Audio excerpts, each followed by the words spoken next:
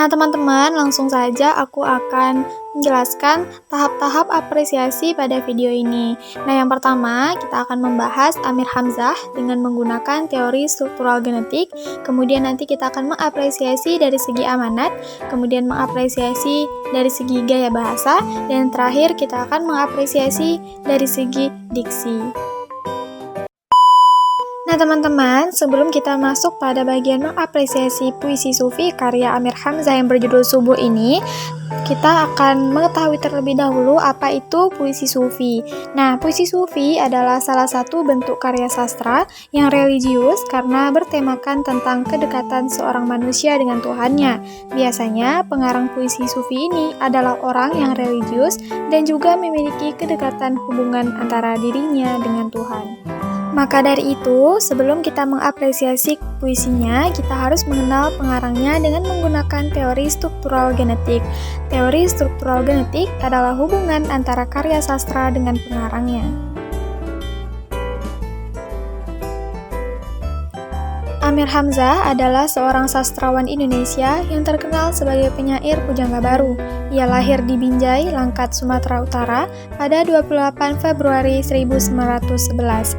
Amir Hamzah merupakan seorang pemeluk agama Islam. Sejak kecil, Amir Hamzah dididik dalam prinsip-prinsip Islam, seperti mengaji, fikih, tauhid, dan belajar di Masjid Az-Zizi di Tanjung Pura sejak usia muda. Amir Hamzah adalah seorang muslim yang taat sepanjang hidupnya.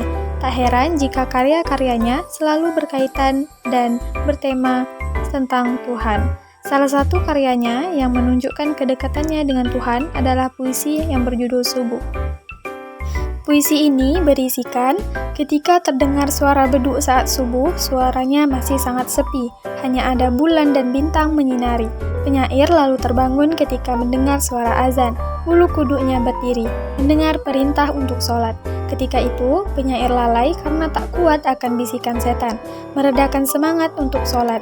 Ia pun terlelap kembali. Badan penyair terbaring lemah, matanya tertutup tak tenang. Terbesit niat untuk sholat, namun tanpa sadar hatinya telah tertidur pulas dalam kelam. Berbeda dengan hati penyair, hatinya merasa tidak tenang dan tidak senang. Dalam hatinya menangis karena telah melalaikan atau tidak menjalankan perintah Allah Subhanahu wa Ta'ala. Nah, amanatnya yaitu kita sebagai manusia yang memeluk ajaran agama Islam agar tidak meninggalkan kewajiban untuk sholat 5 waktu, apalagi sholat subuh.